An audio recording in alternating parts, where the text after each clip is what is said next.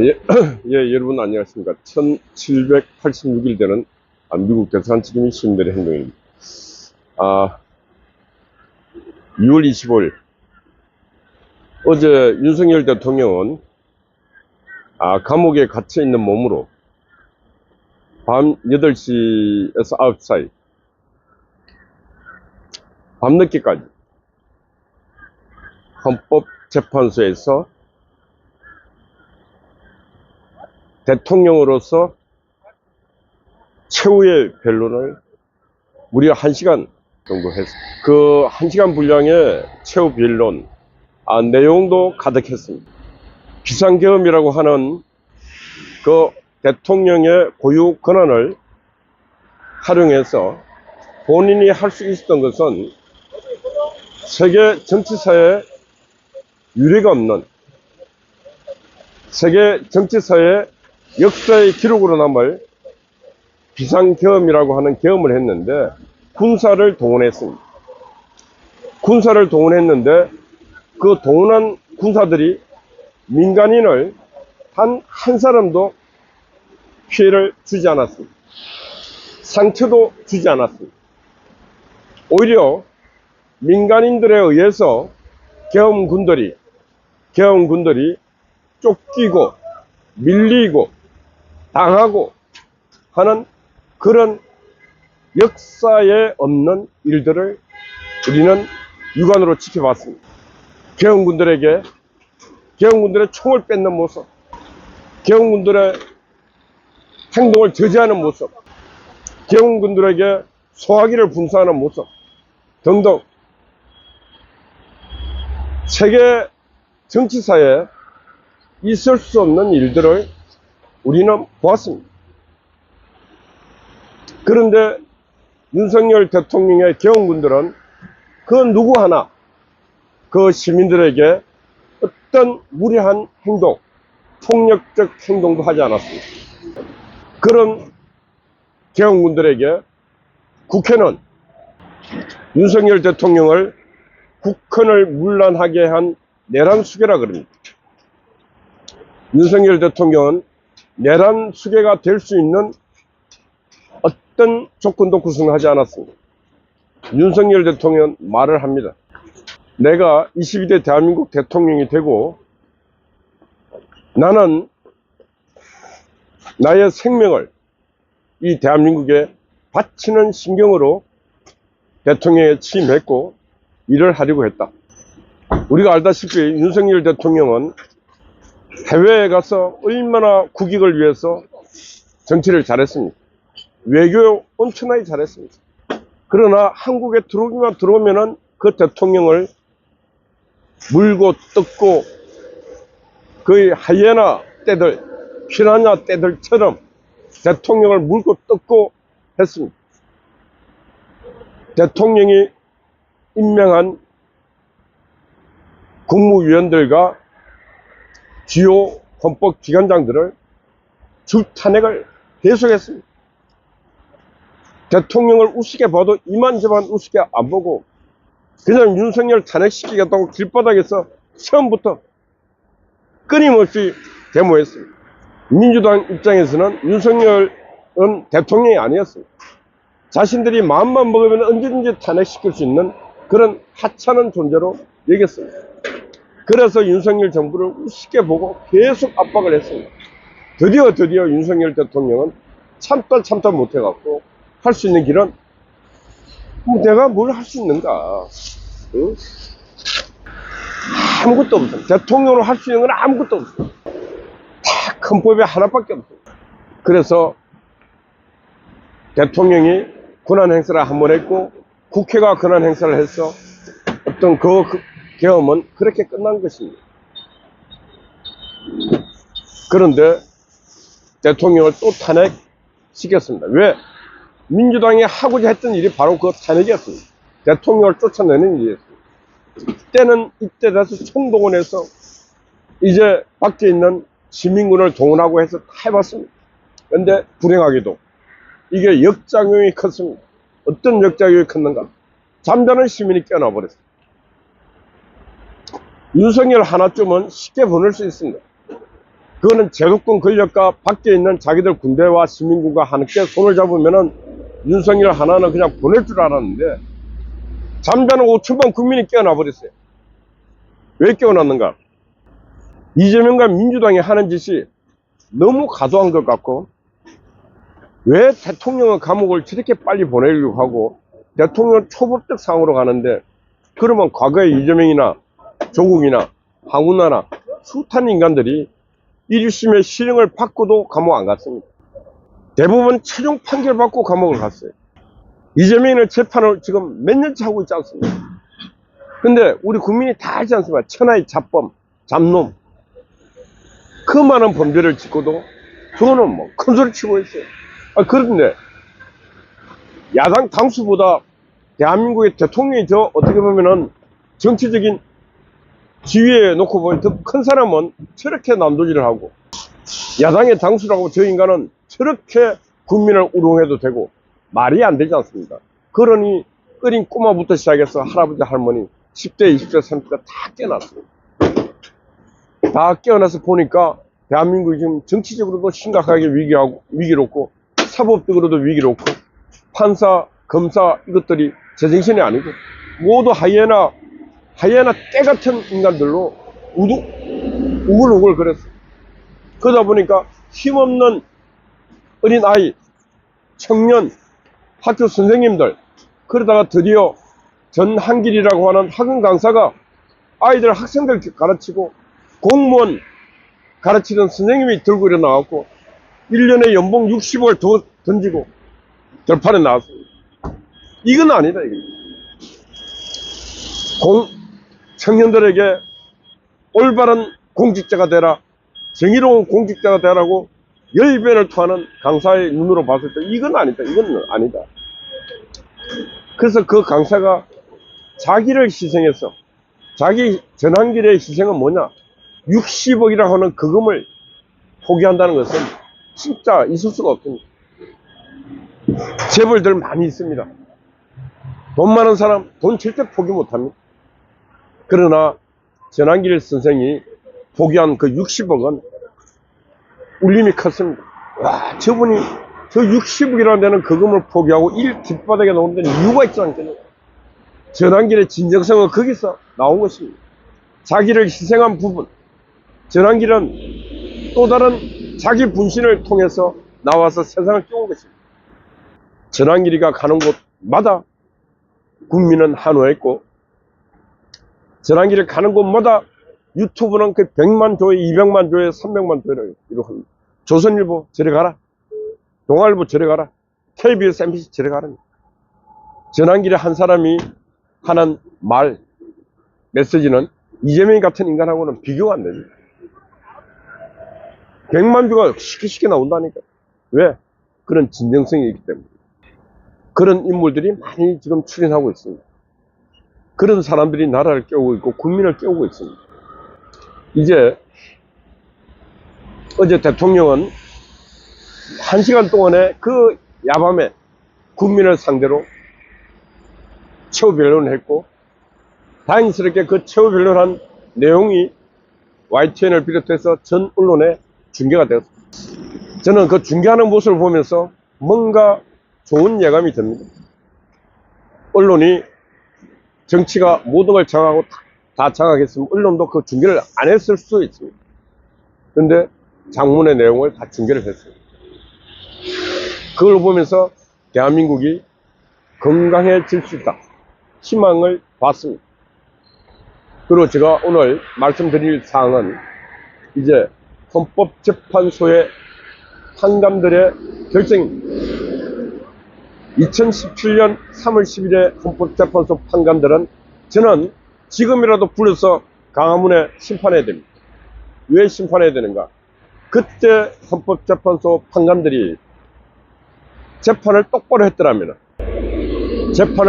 했더라면 국민들은 지금 분노하지 않습니다.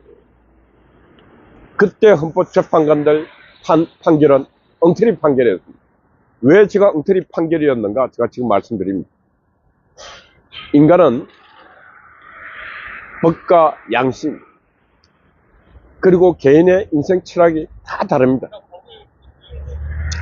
그래서 박근혜 대통령 판결할 때 8명 그 판사들이 팔자뻥으로 모두 박근혜를 탄핵한다. 처음에는 그렇게 되지 않았습니다. 탄핵 찬성하는 사람이 있고 반대하는 사람이 있습니다. 그래서 저들끼리 안에서 논쟁이 있습니다. 야, 너희는 반대하고 우리는 찬성하고, 그래 끝나고 나면은 우리는 죽일 놈, 너희는 살 놈, 그래 되겠냐? 그냥 8대 0으로 우리가 다 단합해갖고 판결하자. 그래갖고 거기에 그렇게 하자. 여론도 그렇고 막 그래 해도 아무 이상이 없을 것 같다. 그래서 판결을 했던 내용입니다. 제가 이렇게 표현했는데 이게 그냥 그대로 거기에 평의에서 논의됐던 거는 복잡한 사항이 있을 수도 있었지만은 결론은 이겁니다. 담합입니다. 판결을 한 나라 대통령의 정치 생명을 끊으면서 판결을 담합했습니다. 공사판에 공사 따는 식으로 담합을 해서 대통령 목숨을 끊은 것이 바로 2017년 3월 10일에 헌법재판소 판사들의 그런 잘못된 행태입니다. 지금 앞에 선례가 있었기 때문에 지금 또 그렇게 하려고 하고 있습니다. 지금 4대4 얘기하고 있는데 제가 볼 때는 5대3 정도 될 것 같아요. 5대3 탄핵 찬성 인용하는 게 5, 야 이건 아니다 3. 그런데 찬성한 놈들이 이제 반대하는 설명을 또 강압하고 압박하고 해갖고 갑시다. 그럼 우리는 이래하고 당신들은 이래하고 해갖고 이 욕을 어떻게 먹을 겁니까 해갖고 막 강압을 할 거예요. 그때라도 3명은 분명히 내가 왜 내 법과 양심에 따라서 내 법 철학과 내 법의 인생에 따라서 왜 나는 윤석열을 탄핵을 반대하는가에 대해서 자기 철학이 있어야 돼요. 자기 고뇌하는 양심이 있어야 되고 그 나름의 그 사람의 법 철학이 있어야 되고 법 논리가 있어요. 그래야 대한민국 헌법재판소가 존재 이유가 있고 그래야 헌법재판소가 발전이 있는 것입니다. 다 담합하고 담합할 것 같으면 헌법재판소 판사들이 있을 이유가 없지 않습니까? 그리고 판사는 한 사람 한 사람이 독립된 헌법기관입니다. 독립된 헌법기관. 독립된 헌법기관은 독립된 생각이 있어야 됩니다. 독립된 생각도 없는 놈들이 무슨 놈의 헌법재판관일 수가 있습니까? 그래서 제가 오늘 말씀드리는 것은 이제 남아있는 공은 헌법재판관들에게 남아있습니다. 남아있는데 절대로 담합하는 행위를 해서는 안 된다. 죽더라도 죽음이 오더라도 자기 법과 양심과 자기 철학과 자기 논리를 갖고 판결을 해서 판결문을 써야 된다. 맞지 않습니까, 여러분? 그런 자기 논리, 자기 철학, 자기 양심, 그런 것도 없는 놈들이 어떻게 헌법재판관이 될 수가 있고, 그런 철학과 그런 논리, 자기 논리도 없는 놈들이 어떻게 대한민국 행정부 수반인 대통령 정치 생명을 결정하는 중단 결정의 시간에 있을 수가 있겠습니까? 그래서 저는 전 언론들이 글을 이렇게 써야 된다고 생각합니다. 남아있는 시간 3월 한 15일 정도, 3월 중순에 발표를 한다는데 두려울 거 한 개도 없어요. 국민 눈치 볼 거 한 개도 없어요. 탄핵을 나는 찬성한다. 자기 논리를 써요. 왜 나는 윤석열 대통령을 탄핵을 인용할 수밖에 없는가를 쫙 써요. 지 논리에 모든 혼신을 담아갖고. 또 나는 윤석열 대통령 탄핵을 반대한다. 거기에 반대하는 논리, 반대하는 법 철학, 법 조항, 팩터 다 넣어갖고 써요. 훗날에 그게 대한민국 정치사 발전에 엄청나게 중요한 자료가 될 것이고 차기의 대통령을 탄핵하는 일들이 이제 그렇게 해서 줄어들 것이다. 담합을 하고 그런 짓을 했기 때문에 대통령 탄핵을 쉽게 하는 겁니다. 담합을 하는 짓들을 계속하기 때문에 저거 편끼리 이념에 맞는 놈들을 갖다 받고 하니까 갈등이 커지는 거 아닙니까? 그래서 지금 헌법재판소에 있는 놈들 중에 이념적으로 한쪽에 경도된 놈들은 진짜 제가 볼 때는 처형을 시켜야 됩니다. 민주주의 이름으로 처형시켜야 됩니다. 어떻게 자유민주주의 국가에서 법가는 법가 양심에 따라서 민주주의의 법가는 최후의 마지막 보루를 했는데 이미 한패가 되어갖고 예단을 갖고 판결하는 놈들이 그게 판관입니까? 그거는 썩은 정치의 주구들 아닙니까? 그런 썩은 정치의 견우로 살려고 법관복 입고 있는 놈들은 진짜 정리해야 됩니다. 정리해야 됩니다. 운영배, 마흔역, 하여튼 여자들 진짜 부끄럽지 않습니까? 응? 이 발전되고 성숙된 대한민국에 살아가면서 그 빨간 법관복 입고 전 국민을 지켜본다 앉아갖고 있는 그 모습이 창피하지 않느냐고, 이 인간들아. 당신들은 제가 볼 때 영원히 이번 판결이 법과 양심과 자기 논리와 자기 철학에 따라서 판결하지 않으면은 저는 역사의 심판과 처단을 받아야 된다. 분명히 말합니다. 반드시 받아야 됩니다. 그래야 대한민국이 발전이 있지. 또 담합해서 판결하는데 국민이 지켜보고 있다면 이거는 대한민국이 죽은 국가가 될 수밖에 없습니다. 다음 대통령이 누가 되든지 간에 이런 방법으로 쉽게 탄핵하고 쉽게 목숨 자르는 자질도 안 되는 헌법재판관들에게 대통령 생명을 맡기는 이 일은 두 번 다시는 일어나게 해서는 안 된다. 그런 말씀 드립니다. 그래서 우리 국민들은 제가 말씀드린 대로 요즘 시각으로 헌법재판관들을 바라보고 그 언론들은 메이저 언론 모든 언론들은 그런 논조로 글을 쓴다면은 헌법재판관들이 그래 법과 양심과 그리고 나의 법 철학과 나의 인생을 걸고 내가 대통령을 왜 탄핵할 수밖에 없는가의 논리를 체계적으로 훗날 누가 보더라도 내 양심이 부끄럽지 않는 그런 판결이었다. 그 정도 할 수 있는 그런 용기가 있어야 되지 않습니까? 그런 용기도 없는 놈들이 무슨 놈은 망치 들고 판결한단 말입니까? 그래서 그런 판결 반드시 하기를 바라고 그렇게 판결해야 대한민국에 희망이 있고 미래가 있다. 윤석열 대통령은 자기 상식으로 자기는 기각돼서 나온다 생각하고 있습니다.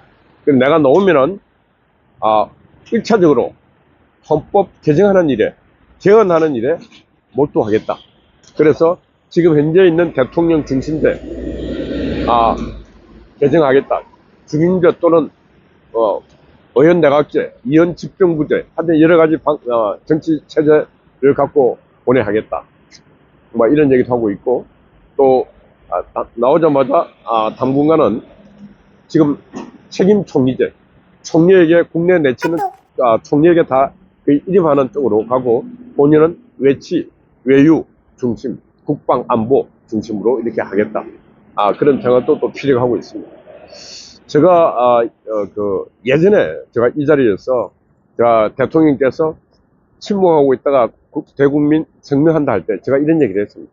그날 이런 얘기 좀 하시라. 내치는 총리에게 다 일임하고 외유, 외교 이 부분은 내가 집중하겠다. 그때 제가 그런 얘기도 하고 했는데 실제로 많은 것은 시간을 많이 잃었습니다. 그럼에도 불구하고 지금 기회가 주어진다면은 이제 정치를 그렇게 남아있는 시간을 헌법 개정 문제, 헌법 개정은 반드시 해야 됩니다. 87 헌법은 더 이상 쓸 수가 없습니다. 그리고 국회에 절대 권력이 있는 이 절대 권력은 절대적으로 부패할 수밖에 없고 저 부패한 모습을 우리는 국민들은 다 지켜보고 있습니다. 국회의원만 되면 절대 권력입니다. 감옥도 안 가요. 오만 그렇기 때문에 오만 범죄 제일 저지른 놈들이 다 국회로 갑니다. 천하의 잡놈들이 국회에 가서 국회 권력, 절대 권력에 휩싸여 갖고 나라를 개판을 합니다. 저거 인생 망치는 괜찮은데 나라를 망치고 있어요. 그래서 87 헌법은 누드기가 되어버렸어요. 그래서 빠른 시간 내 헌법은 개정해야 된다. 그래서 상권이 착하게 분립되고 특별 권력, 헌법에도 딱 명시되어 있습니다. 누구나 특별한 조직과 특별 권력을 가질 수 없다 그랬어요. 근데 지금 여의도에 있는 국회 이재명은 특별 권력을 갖고 행사를 하고 있는 것입니다. 잘못되지 않습니다. 예, 희망합니다. 소망합니다. 윤석열 대통령이 3월 중순에 다시 대통령직에 복귀를 희망하고 복귀된과 동시에 대통령은 진짜 짧은 시간 동안 세상을 바꾸게 할 수 있습니다. 왜? 받지 않습니까? 내 주변에 내가 임명한 자들이 얼마나 자질이 안 되고, 그 자질은 행정적으로 정치적 경험이 미숙한 건 차치하고라도 인간적으로 자질 안 된 자들이 너무 많습니다. 대신을 밥 먹듯이 하고 신의를 저버리는 걸 밥 먹듯이 하고, 그런 인간들이 수두룩 뻑뻑하다는 것. 군인들이 국군 통수권자인 대통령 명령 듣지도 않고 국회 명령 듣고 있는 이 현실, 말이 안 되지 않습니까? 육군 사관학교도 다시 교육 과정을 다시 한번 들여다봐야 됩니다. 저렇게 정치 군인들로 버글버글하게 양성하고 있는 육군 사관학교도 지금 개혁을 해야 됩니다. 오직 눈을 들어 북한을 보고, 오직 눈 아래는 내 사랑하는 부하들을 볼 수 있는 그런 참군인이 될 수 있도록 만들어야 되는 거예요. 손바닥 비벼갖고 예의도 바라보고 진급하는 그런 군대는 죽은 군대입니다. 근데 고쳐야 될 게 너무 많습니다. 그런 부분에서 윤석열 대통령에 주어졌던 그 시간, 한 3달 정도의 시간은 윤석열 대통령에게도 엄청난 고뇌의 시간이어서 뿐만 아니고 대한민국에게도 다시 한번 거듭나라고 하는 중요한 고난의 시간이었다, 그렇게 생각합니다. 그래서 그 고난을 당하고도 뭔가 교훈을 얻지 못한 그 민족, 그 국가는 또 희망이 없는 국가다. 그래서 우리는 이제부터는 희망을 찾아야 된다. 누구와 함께? 윤석열 대통령과 함께 희망을 찾는 국민, 희망을 찾는 국민이 되어야 되겠다. 예, 말씀 마칩니다. 마치면서 오늘 제가 전하고자 했던 핵심은 헌법재판관들의 법과 양심에 따른 판결. 헌법재판관들 절대 담합 판결은 용서하지 못한다는 겁니다. 헌법재판관들 담합 판결 용서 못한다. 절대 담합해서는 안 됩니다. 그런 말씀 드립니다. 예, 어제 또 낮부터 밤까지 우리 각신님께서, 한각희님께서 또 초소를 지켰습니다. 우리 송아지 또 변함없이 초소를 지키고 있습니다. 우리 미경님, 파워 아군 스파이, 여러분들 파이팅입니다. 감사합니다.